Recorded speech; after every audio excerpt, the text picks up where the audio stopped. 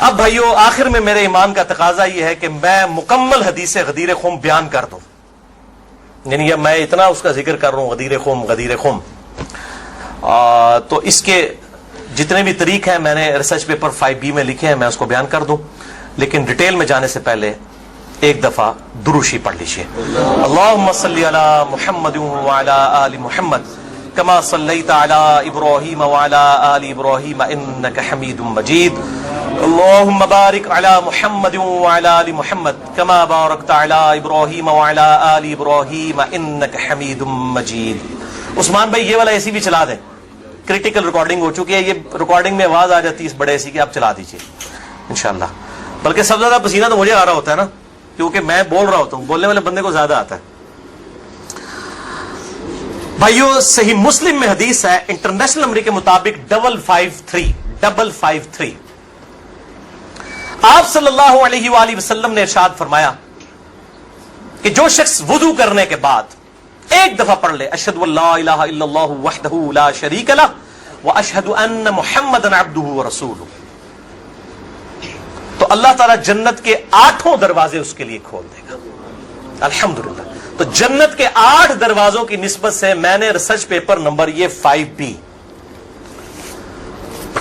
واقعہ کربلا کا حقیقی پس منظر 72 صحیح الاسناد حدیث کی روشنی میں، جس میں 150 طریق میں نے اہل سنت کی کتابوں سے جمع کیے ہیں، اس میں 33 نمبر پہ میں نے حدیث غدیر خم کے سارے طریق جمع کر دیے ہیں جو مین تھے، 8 طریق جمع کیے ہیں، اور میں 8 کے 8 یہاں پہ بیان کروں گا، ظاہر تھوڑے تھوڑے الفاظ کے فرق کے ساتھ ہیں، اور پھر انشاءاللہ یہ ہماری گفتگو کنکلوڈ ہو جائے گی انشاءاللہ تعالی۔ 33 نمبر پہ ہے بھائیو غدیر خم کی جو حدیث ہے، اس پہ اہل سنت اور اہل تشیع کا اجماع ہے، یہ حدیث متواتر ہے۔ چند احادیث ہیں جو متواتر ہیں، ان میں سے ایک وہ حدیث ہے جو صحیح مسلم میں پہلی حدیث ہے، بخاری میں موجود ہے، جس نے میری طرف جھوٹی حدیث منسوب کی وہ اپنا مقام دوزخ میں دیکھ لے، بولے اعوذ باللہ تعالی۔ حدیث متواتر وہ حدیث ہے کہ جس کو اتنی کثرت سے لوگوں نے روایت کیا ہو کہ اس کا جھوٹ پہ ہونا محال ہو، یہ صحیح حدیث کی اعلیٰ ترین شکل ہے حدیث متواتر۔ اردو میں ہم متواترہ بول دیتے ہیں، لیکن عربی میں لفظ متواتر ہے۔ اور دور حاضر میں بہت بڑا کام کیا ہے شیخ ناصر الدین البانی رحمہ اللہ، المتوفى 1999 عیسوی، جو محدث اعظم سعودیہ بھی رہے ہیں، بعد میں سعودیہ والوں نے ان کو خیر نکال دیا، البانیہ کے رہنے والے تھے۔ انہوں نے سلسلہ احادیث صحیحہ میں، السلسلۃ الصحیحہ للبانی میں، انٹرنیشنل نمبر کے مطابق 1750 نمبر میں اور 2223 نمبر میں درجنوں طریق، اس کے درجنوں طرق نقل کیے کئی صحابہ سے، سیدنا علی سے، سیدنا سعد بن ابی وقاص سے، سیدنا ابو ایوب انصاری سے، سیدنا انس بن مالک سے، سیدنا ابو ہریرہ سے، سیدنا ابو سعید خدری سے، سیدنا بریدہ سے، سیدنا ابن عباس سے، سیدنا ابو طفیل عامر بن واصلہ سے، سیدنا برا بن عازب سے رضی اللہ عنہم اجمعین وعلیہم السلام، سب سے یہ حدیث انہوں نے نقل کی سارے طریق۔ اور شیخ زبیر لیزئی رحمہ اللہ نے مشکات المصابیح کی تحکیم کے دوران انٹرنیشنل نمبر کے مطابق 6091 نمبر حدیث کے فٹ نوٹ پہ لکھا کہ یہ حدیث متواتر ہے، غدیر خم کی حدیث۔ اب میرے بھائیوں دل تھام کے، آج میں نے کئی ایسی باتیں کرنی جو میں نے ابھی تک کبھی بھی نہیں کی، کسی ویڈیو میں بھی نہیں کی، اور ایون اپنی نجی محفلوں میں بھی نہیں۔ کچھ باتیں ایسی بھی ہیں کیونکہ ظاہر ہے کہ اب محرم کا مہینہ، تو میں اس کو کھول کے پھر ذرا چیزوں کو بیان کر دوں۔ تو یہ 8 طریق میں 1 بائی 1 ڈسکس کروں گا، پہلے 2-3 ذرا ڈیٹیل سے ہیں، پھر ساتھ انشاءاللہ باقی وہی الفاظ ریپیٹ ہوں گے۔ غدیر خم کی حدیث کا پہلا طریق صحیح مسلم میں انٹرنیشنل نمبر کے مطابق 4 طرق ہیں اس کے، 6225 سے لے کر 6228 تک، سیدنا علی کے فضائل والے چیپٹر میں۔ اس کا جو پہلا طریق ہے، طرق کہتے ہیں جمع کو، طریق کہتے ہیں ایک، یعنی جو روایت کی سند چل رہی ہوتی ہے اس کو ہم کہتے ہیں اس طریقے سے آئی ہے، اس وے سے آئی ہے، اس چین سے آئی ہے۔ پہلی چین صحیح مسلم 6225 سیدنا زید ابن ارقم سے، جو سابقون الاولون تھے، انہی کا وہ دار ارقم تھا جس میں نبی صلی اللہ علیہ وسلم دعوت حق بیان کیا کرتے تھے۔ ظاہر کعبۃ اللہ میں تو وہ لوگ نہیں جانے دیتے تھے، جس طرح ہمیں آج علماء مسجدوں میں نہیں گھسنے دیتے، تو ہم نے بھی یہ دار ارقم سجایا ہوا ایک، تو زید ابن ارقم رضی اللہ تعالی عنہ علیہ السلام روایت کرتے ہیں، ان کے پاس کچھ تابعین آئے، صحیح مسلم 6225۔ انہوں نے کہا زید آپ کتنے خوش نصیب ہیں، شروع میں آپ نے اسلام قبول کر لیا، نبی صلی اللہ علیہ وسلم کے ساتھ آپ نے نمازیں پڑھی، آپ کے ساتھ جہاد کیا، آپ صلی اللہ علیہ وسلم سے ڈائریکٹ حدیثیں سنی، آپ کی صحبت کی، آپ تو بہت خوش نصیب ہیں۔ ہم آپ کے پاس صرف اس لیے آئے ہیں کہ آپ ہمیں کوئی ایسی بات سنائیں جو خود آپ صلی اللہ علیہ وسلم سے آپ نے سنی ہو۔ تو زید ابن ارقم نے کہا کہ میں بہت بوڑھا ہو چکا ہوں، ساری باتیں تو مجھے یاد نہیں ہیں، اس لیے میری معذرت قبول کرو، البتہ ایک کریٹیکل بات مجھے یاد ہے کہ آپ صلی اللہ علیہ وسلم جب حجۃ الوداع سے واپس آ رہے تھے اپنی وفات سے تقریباً 3 مہینے پہلے، تو مکے اور مدینے کے درمیان ایک خم نامی جگہ تھی، پانی کے لیے پڑاؤ کیا غدیر خم پہ، اور یہ بات ہے 18 ذوالحجہ 10 ہجری کی، اور 11 ہجری میں آپ صلی اللہ علیہ وسلم کی وفات ہو گئی ربیع الاول میں، تاریخ کنفرم نہیں لیکن دن سوموار تھا، صحیح بخاری میں آتا ہے۔ آپ صلی اللہ علیہ وسلم نے خم نامی گاؤں میں اونٹ کے پالان کا آپ کے لیے ممبر بنایا گیا، آپ صلی اللہ علیہ وسلم نے اس پہ چڑھ کر خطبہ دیا، اور الفاظ ہی بڑے کنکلوڈنگ ہیں، ہم نے اپنے منہج پہ بھی لکھا ہوا ہے، اے لوگوں آگاہ ہو جاؤ، میں بھی ایک انسان ہوں، قریب ہے کہ اللہ کا قاصد یعنی موت کا فرشتہ میرے پاس آئے اور میں اس کی دعوت قبول کر لوں۔ لوگوں آگاہ ہو جاؤ، میں اپنے بعد تم میں 2 بھاری چیزیں چھوڑ کر جا رہا ہوں، یہ ہے حدیث ثقلین۔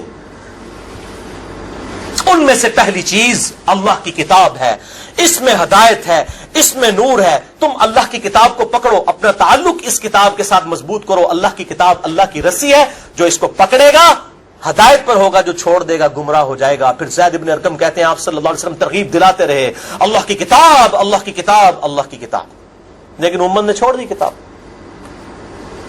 اور پھر آپ صلی اللہ علیہ وسلم نے فرمایا دوسری بھاری چیز میرے اہل بیت ہیں، میں اپنے اہل بیت کے معاملے میں تمہیں اللہ سے ڈراتا ہوں، میں اپنے اہل بیت کے معاملے میں تمہیں اللہ سے ڈراتا ہوں، میں اپنے اہل بیت کے معاملے میں تمہیں اللہ کا خوف دلاتا ہوں۔ اچھا، اب ظاہر ہے اس زمانے میں بھی لوگ موجود تھے، لوگوں کے کان کھڑے ہو گئے، حضرت معاویہ بن ابی سفیان رضی اللہ تعالیٰ عنہ کا دور تھا، تابعین نے سیدھا سوال ہی عجیب و غریب کر دیا، انہوں نے کہا زید یہ حضور کی بیویاں اہل بیت نہیں ہیں؟ دیکھو، بجائے پوچھنے کے سینئر صحابی سے پوچھتے کہ اہل بیت کون ہے، ان کو فوراً پتا چل گیا کام کی طرح ہو ہی جا رہا ہے، یہ حضور کی بیویاں اہل بیت نہیں ہیں۔ زید بن ارقم نے کہا کہ بیویاں اہل بیت ہیں، لیکن یہاں پر وہ مراد نہیں ہے، یہاں پر تو نبی صلی اللہ علیہ وسلم کے خاندان کے لوگ مراد ہیں، آل علی، آل عقیل، آل عباس، آل جعفر، وہ لوگ مراد ہیں اہل بیت، حضور کی بیویاں یہاں مراد نہیں ہیں، جن پر قیامت تک کے لیے صدقہ حرام ہے، یہ زید بن ارقم نے کہا۔ ایتے تھوڑا کوڑا سی جے طریق، اگلا بڑا سخت جے، میں ڈر رہا ہوں یہ بیان کرتے ہوئے، لیکن اس میں نے پمفلٹ میں لکھ دیا ہوا ہے، لیکن وہ لوگ پڑھ کے گزر گئے ہوں گے، لیکن میں اب آپ کو توجہ دلاؤں گا۔ صحیح مسلم 6228 نمبر طریق، اس میں پتہ کیا الفاظ ہیں؟ اس حدیث کے اینڈ پہ تابعین پوچھتے ہیں کہ کیا نبی کی بیویاں اہل بیت نہیں ہیں؟ تو زید ابن ارقم کہتے ہیں اللہ کی قسم نہیں، اللہ کی قسم نہیں، عورت تو کتنا عرصہ کسی مرد کے ساتھ گزارتی ہے، بعد میں اس کا مرد اسے طلاق دے دیتا ہے، وہ اپنے میکے واپس آ جاتی ہے، تو عورت کیسے اہل بیت ہو سکتی ہے؟ ایسا ہی مسلم پڑھ رہے جے بھائی، اصول کافی نہیں پڑھ رہا مولویوں، صحیح مسلم 6228، وہ کہتے ہیں بیوی کو طلاق ہوئی اپنے گھر چلی گئی، وہ کہاں سے اہل بیت ہو گئی؟ یہاں تو نبی صلی اللہ علیہ وسلم کے خاندان والے مراد ہیں، جن پر قیامت تک کے لیے صدقہ حرام ہے۔ زید ابن ارقم کو ریال نہیں ملتے تھے، نہ سعودیہ سے نہ ایران سے، وہ تو صحابی تھے نا رضی اللہ تعالیٰ عنہ، حق بیان کیا انہوں نے۔ اچھا یہ نہ سمجھیں یہ کہہ دیں کہ زید ابن ارقم کا اجتہاد ہے، اے بھائی اجتہاد نہیں ہے، سن لو، ایک معنوں میں اہل بیت بیویاں ہیں سورۃ الاحزاب آیت نمبر 33 کے تحت، لیکن یہ جس اہل بیت کے بارے میں اللہ سے ڈراتا ہوں ان کے ساتھ اس نے سلوک کرنا، یہ وہی لوگ تو ذبح ہوئے ہیں، آل عقیل ذبح ہوئے، آل جعفر ذبح ہوئے، آل عباس جعفر ہوئے، آل علی ذبح ہوئے، انہی کی اولادیں ذبح ہوئی ہیں نا. یہ 72 جو ہم شہدائے کربلا کہتے ہیں انہی کے بارے میں ڈرایا تھا، جن کے بارے میں غیبی خبر دی گئی تھی کہ ان کے ساتھ امت برا سلوک کرے گی. اچھا، یہ زید ابن ارقم کا اجتہاد نہیں ہے میرے بھائیوں، اس کی سپورٹ میں صحیح مسلم سے 2 مرفوع حدیثیں اپنے محبوب صلی اللہ علیہ وسلم کی حدیثیں بیان کرتا ہوں. سنیں پہلی حدیث انٹرنیشنل نمبر کے مطابق صحیح مسلم میں 6261 نمبر. اما عائشہ رضی اللہ تعالی عنہا وعلیہ السلام خود روایت کر رہی ہیں کہ ایک دن نبی صلی اللہ علیہ وسلم اس حال میں برآمد ہوئے کہ آپ صلی اللہ علیہ وسلم نے ایک کالے رنگ کی چادر اوڑھی ہوئی تھی جس پہ نقش و نگار بنے ہوئے تھے جیسا کہ اونٹ کے کجاووں کے ہوتے ہیں. کالے رنگ کی منقش چادر اوڑھی ہوئی تھی. اتنے میں سیدنا حسن آئے، آپ صلی اللہ علیہ وسلم نے ان کو اپنی چادر کے نیچے لے لیا. پھر سیدنا حسین آئے، ان کو اپنی چادر کے نیچے لے لیا. پھر سیدہ فاطمہ آئی، ان کو اپنی چادر کے نیچے لے لیا. پھر سیدنا علی آئے، ان کو بھی اپنی چادر کے نیچے، ان چاروں کو لیا. اور 5ویں خود، جس سے 5 تن پاک کا ہم کانسیپٹ لیتے ہیں، 5 اس چادر کے نیچے لیا. سیدہ عائشہ کو نہیں لیا. پوائنٹ ٹو بی نوٹڈ، وہ راوی ہیں، وہ دیکھ نہیں ہے منظر. اور اما عائشہ دیکھ لیں کتنی منصف مزاج تھی، انہوں نے یہ روایت بیان کر دی. ورنہ کسی درجے میں اپنے بارے میں بھی سوچ سکتی تھی کہ مجھے نہیں لیا گیا. لوگ کل کو سوال کریں گے کہ آپ کو کیوں نہیں لیا گیا، آپ اہل بیت نہیں تھیں، یقیناً تھی. لیکن یہ والا معاملہ جو ہے وہ ایکسٹرا آرڈنری ہے، اسپیشل پروٹوکول ہے.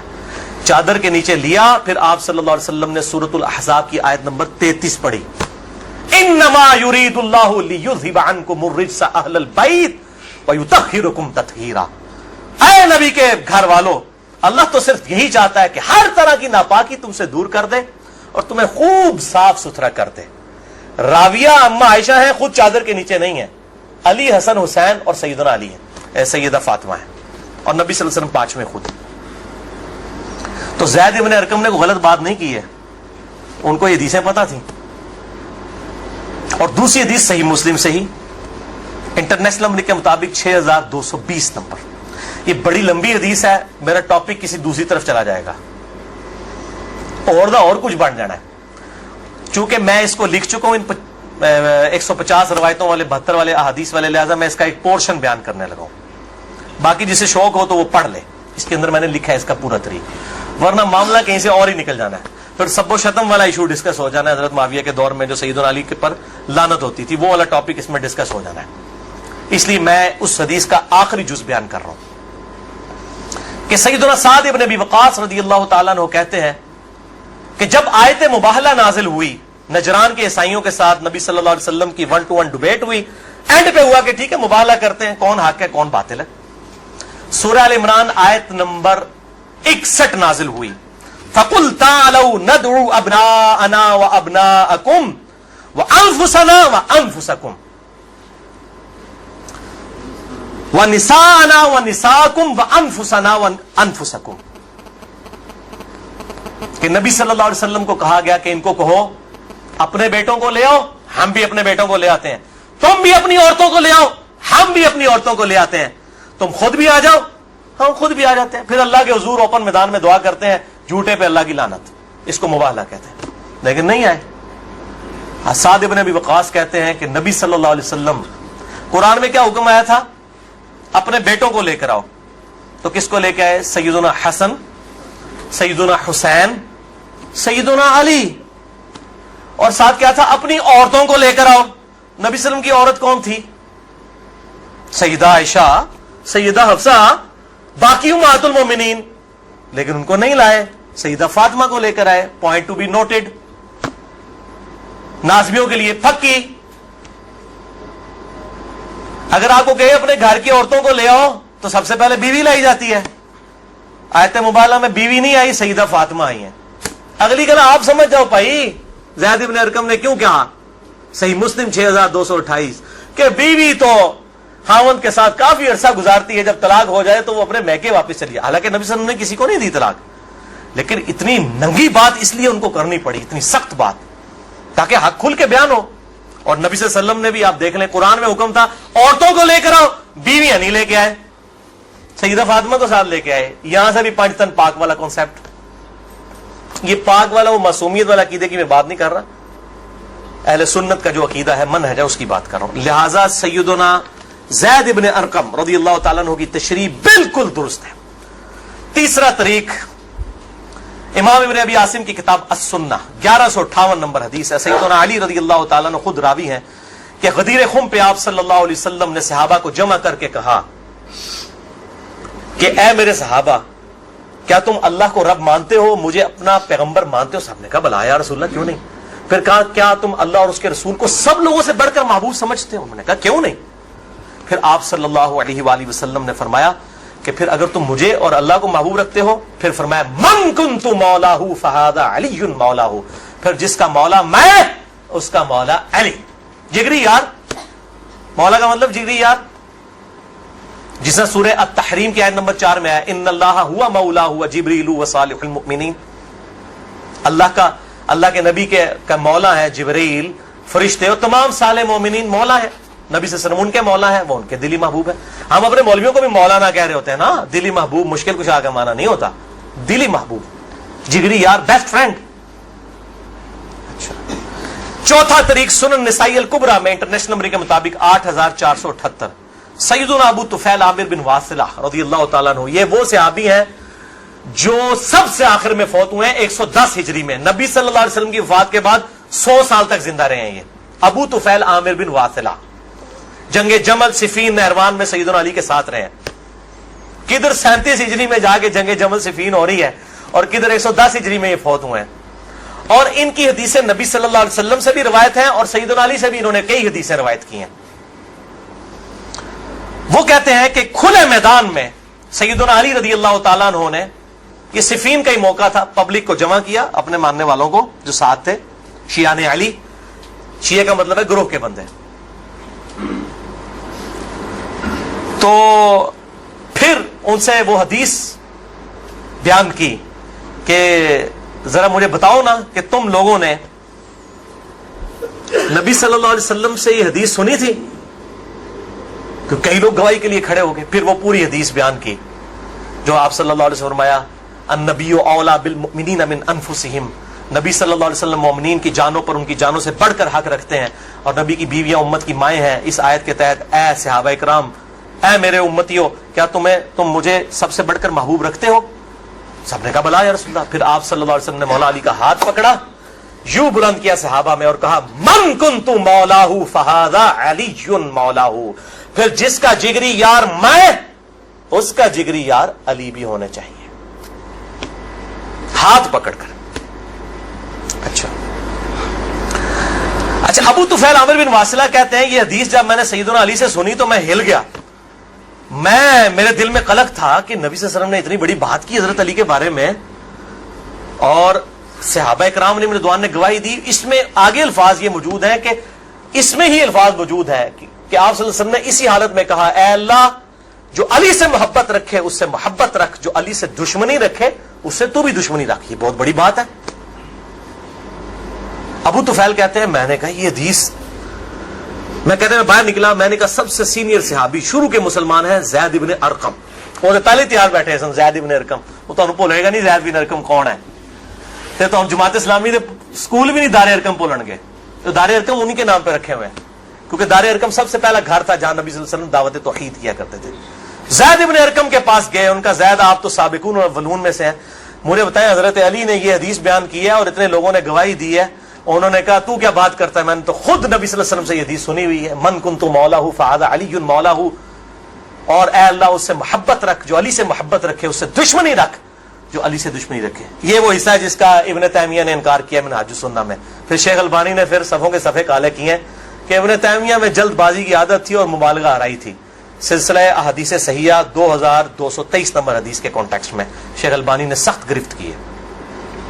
अच्छा, पांचवा तरीक सही मुस्लिम में 3713 है, जामिया तिरमिज़ी में 3713। पांचवा तरीक मन कुन्तु मौलाहु फहादा अलीयुन मौलाहु, ज़ैद इब्न अरकम से जाबिर बिन अब्दुल्लाह से रज़ियल्लाहु ताला अन्हुमा। छठा तरीक मुस्नद अहमद में है इंटरनेशनल नंबर के मुताबिक 19321 जिल्द 4 सफ़ा 370 पर।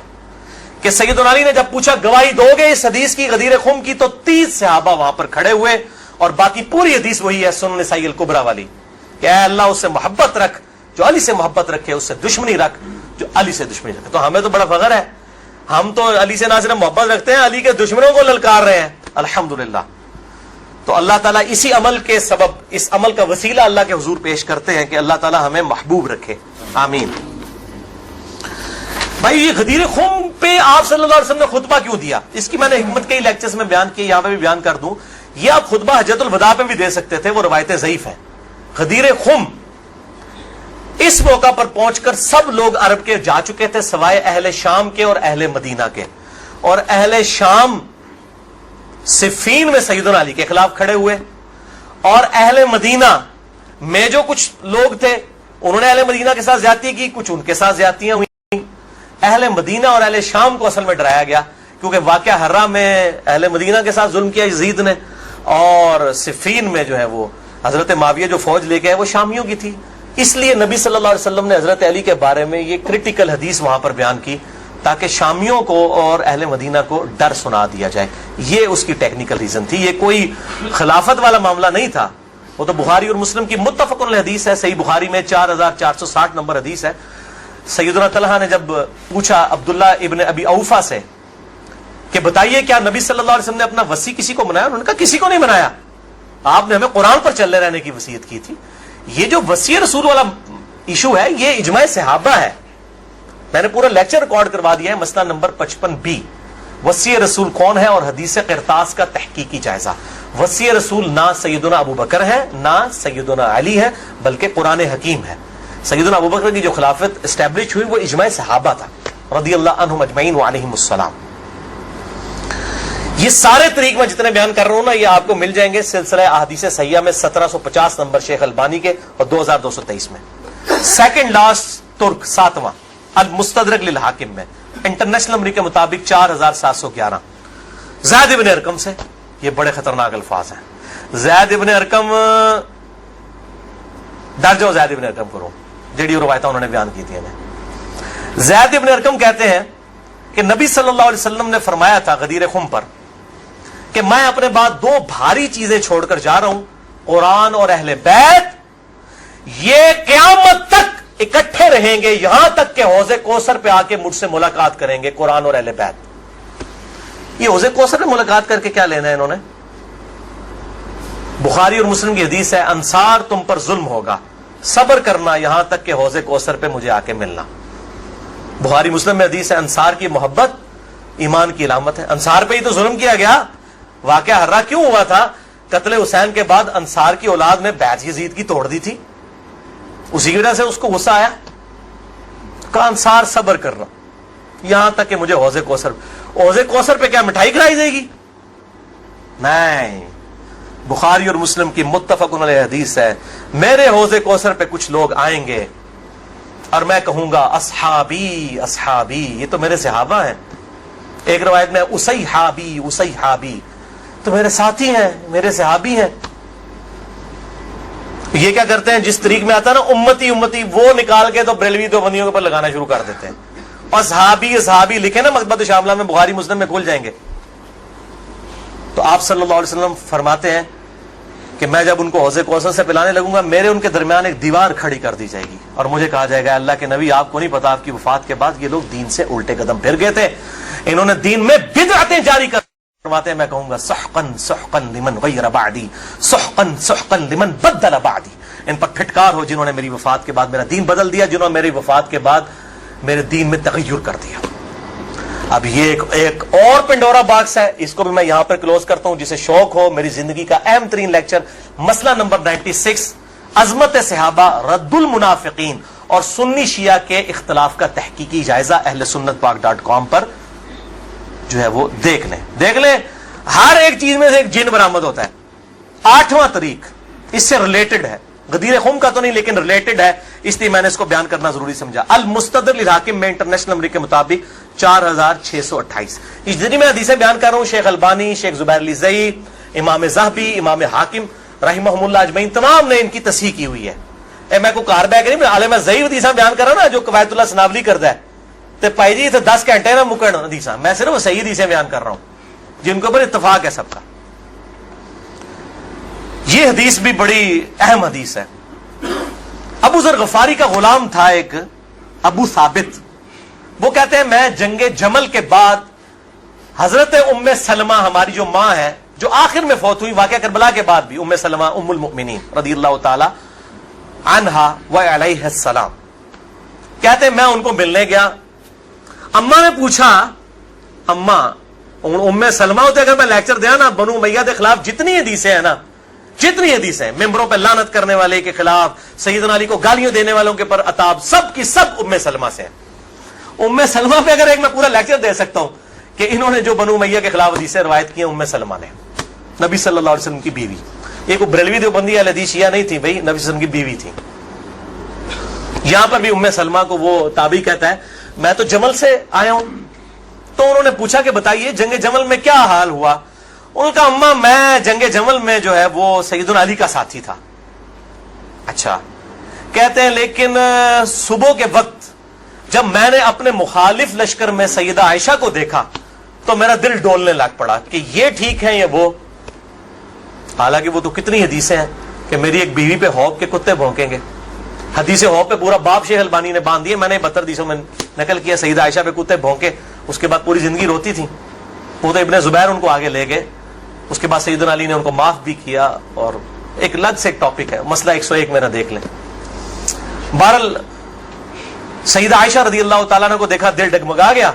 کہتے ہیں پھر میں نے جب ظہر کی نماز پڑھی تو اللہ نے میرے دل کو مضبوط کر دیا کہ نہیں علی حق پر ہے.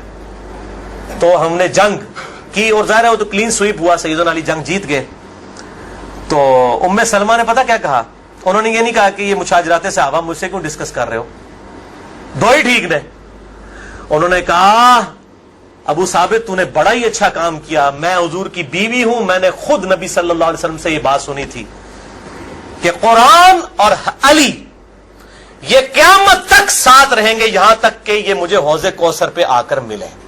اس سے مراد ہی کہ حضرت علی زندہ رہیں گے، مراد یہ ہے کہ علی کا جو سٹانس ہے اور قرآن یہ ساتھ ہے، دونوں علی اور قرآن ساتھ رہیں گے یہاں تک کہ حوض کوثر پہ آ کے مجھے ملے. اوتھے نازمیاں دی لگے گی پھینٹی، حوض کوثر سے تب ملن گے تو پھر یہی کچھ ہوئے گا نا. سحقن سحقن لبن غیر بعدی، وہاں پہ یہ ہوگا.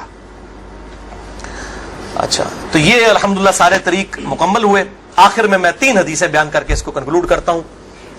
المستدرک الحاکم میں صحیح سند کے ساتھ 4717 نمبر حدیث ہے. ایک طریق شیخ البانی شیخ زبیر علی زئی دونوں نے صحیح کہا، امام حاکم امام ذابی نے موافقت کی کہ آپ صلی اللہ علیہ وسلم نے فرمایا اللہ کی قسم ہم اہل بیت کے ساتھ جو بغض رکھے گا اللہ تعالیٰ اسے ضرور دوزخ میں داخل کرے گا. کہتے ہیں یزید کا معاملہ اللہ پہ چھوڑیں. امام ذہبی نے لکھا ہے کہ سب سے بڑا ناسبی یزید تھا، اللہ پہ چھوڑیں. بغض نہیں تھا، جو ممبروں پر لعنت کرواتے تھے بغض نہیں تھا. یہ پتہ نہیں کیڑی ایکویشن ہے. تو جھوٹا دفاع کرتے ہیں بنو امیہ کا. اور اسی کا طریق ہے 4712 نمبر اور سلسلہ حدیث صحیحہ میں 2488 شیخ البانی لے کر آئے ہیں. یہ بہت خطرناک ہے. آپ صلی اللہ علیہ وسلم فرمایا اگر کوئی شخص پوری زندگی حجر اسود اور مقام ابراہیم کے درمیان نمازیں پڑھتا رہے اور روزانہ روزہ رکھے اور اس حال میں مرے کہ اس کے دل میں بغض اہل بیت ہے، اللہ کی قسم ضرور دوزخ میں ڈال دیا جائے گا. وہ تو اڈیاں روائی دینا کس کام دیا نے بھائی؟ تو اڈیاں پکڑیاں کس کام دیا نے؟ اگر بغض اہل بیت ہے، باڑ میں گیا سعودیہ کا پیسہ، باڑ میں گیا ایران کا پیسہ، اپنی آخرت کی فکر کرو کہ نا خوش کر دے پو تسی اللہ دے بندے ہو، آیا کرو. دوسری حدیث امیر المؤمنین سیدنا ابو بکر الصدیق رضی اللہ تعالیٰ عنہ علیہ السلام کا قول صحیح بخاری میں حضرت حسین والے چیپٹر میں ہے، نبی صلی اللہ علیہ وسلم کی بیویوں والے چیپٹر میں نہیں ہے. امام بخاری نو پتا سی کہ اہل بیت کون ہے، اسپیشل اہل بیت کون ہے اور یوزول اہل بیت کون ہے. امام بخاری حضرت حسین والے چیپٹر میں اس کو لے کے ہیں. 3751 سیدنا ابو بکر صدیق رضی اللہ تعالیٰ عنہ علیہ السلام کہتے ہیں کہ محمد صلی اللہ علیہ وسلم کی محبت کو اہل بیت کی محبت میں تلاش کرو. یہ ابو بکر صدیق کا فتویٰ ہے، رفع دین میں تلاش نہ کرو. محمد صلی اللہ علیہ وسلم کی محبت کو اہل بیت کی محبت میں تلاش کرو، اور اہل بیت کو حضرت حسین والے چیپٹر میں لے کے آئے 3751. اور آخری حدیث صحیح مسلم میں وہ ریپیٹ کر لیں 240 نمبر کتاب الایمان میں. سیدنا علی کہتے ہیں اس اللہ کی قسم کہ جس نے دانے کو پھاڑ کر اس میں سے اناج اگایا اور ہر مخلوق کو پیدا کیا، نبی امی نے مجھ سے عہد لیا تھا کہ اے علی تجھ سے صرف مومن ہی محبت کرے گا اور تجھ سے بغض صرف منافق ہی رکھے گا. اب محبت علی کا یہ مطلب نہیں ہے کہ غلوف کرے یا مشکل کشا ماننا شروع کر دیں. مراد یہ کہ جو ان کے صحیح جتنے بھی فضائل آئے ہیں ان کو مانا جائے الحمدللہ، اور ان کے دشمنوں سے دشمنی رکھی جائے. یہ بھائیو اب آج کی گفتگو کنکلوڈ ہوئی. میں آخر میں پھر وہی کہوں گا کہ یہ میرا جو ریسرچ پیپر ہے 5B واقعہ کربلا کا حقیقی پس منظر 72 صحیح الاسناد حدیث کی روشنی میں، اسے ضرور پڑھیں. اہل سنت پاک.com سے research paper number 5B download کریں.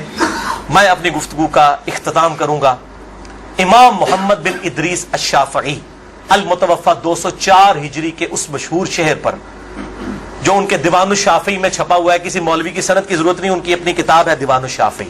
اور تمام محدثین چاہے ابن تیمیہ ہوں، امام ذہبی ہوں، ابن کثیر ہوں، سب نے اپنی کتابوں میں اس شعر کو نقل کیا ہے.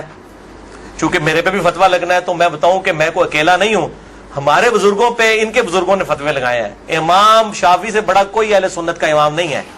احمد بن حنبل ان کا شاگرد ہے، اور احمد بن حنبل صرف حدیث میں ایکسپرٹ ہے. امام شافعی وہ ہیں جو حدیث میں ایکسپرٹ، فقہ میں ایکسپرٹ، منطق میں ایکسپرٹ. ان سے بڑا کوئی امام نہیں اہل سنت کا. اور امام بخاری ان کے پوتا شاگرد، امام ترمذی ان کے پڑپوتا شاگرد، اور خود امام مالک رحمہ اللہ وعلیہ السلام کے شاگرد ہیں. دیوان الشافعی میں ان کا شعر ہے ان کان رفضا حب آل محمد صلی اللہ علیہ وآلہ وسلم. اگر آل محمد کی محبت کا نام تم کہتے ہو رافضی ہونا ہے، شیعہ بھی نہیں رافضی، فَلْيَشْهَدِ الثَّقَلَانِ أَنِّي رَافِضِي. تو جنوں انس گواہ ہو جاؤ، اے بریلویو دیوبندیو اہل حدیث شیعہ سب کے سب، چاہے جنوں میں ہو چاہے انسانوں میں ہو، من الجنت والناس، وہ والا بھی من الجنت والناس، گواہ ہو جاؤ. فَلْيَشْهَدِ الثَّقَلَانِ أَنِّي رَافِضِي. ہاں میں پھر رافضی ہوں، میرے رافضی ہونے پر گواہ ہو جاؤ. یہ امام شافعی کا جو ہے شعر ہے. اس پہ میں نے گفتگو کنکلوڈ کی. باقی آپ اس میں دیکھیں. اللہ تعالیٰ سے دعا ہے جو حق بات میں نے کہی اللہ تعالیٰ ہمارے دلوں میں راسخ فرمائے. اگر جس بات میں میرے منہ سے کوئی بات نکل گئی تو اللہ تعالیٰ ہمارے دلوں سے محو کر دے. اللہ تعالیٰ ہمیں کتاب و سنت کی تعلیمات پر عمل کر کے دوسرے بھائیوں تک پہنچانے کی توفیق عطا فرمائے. سبحانک اللہم و بحمدک اشہد ان لا الہ الا انت استغفرک و اتوب الیک وما علینا الا البلاغ المبین. درود شریف ایک دفعہ ضرور پڑھیں. اللہم صلی علی محمد وعلی آل محمد کما صلیت علی ابراہیم وعلی آل ابراہیم انک حمید مجید. اللہم بارک علی محمد وعلی آل محمد کما بارکت علی ابراہیم وعلی آل ابراہیم فی العالمین انک حمید مجید. جتنے بھائی آئے ہیں ریسرچ پیپرز بھی لے کے جائیں، اور جنہوں نے سوال کرنے ہیں 10 منٹ کے بعد میرے پاس آئیے گا، کیونکہ میں ظاہر ہے اتنی گفتگو کر کے پھر جو ہے وہ تھک جاتا ہوں. جزاک اللہ خیرا، جزاکم اللہ خیرا، وما علینا الا البلاغ المبین. ٹھیک ہے، اسے بند کر دیجیے.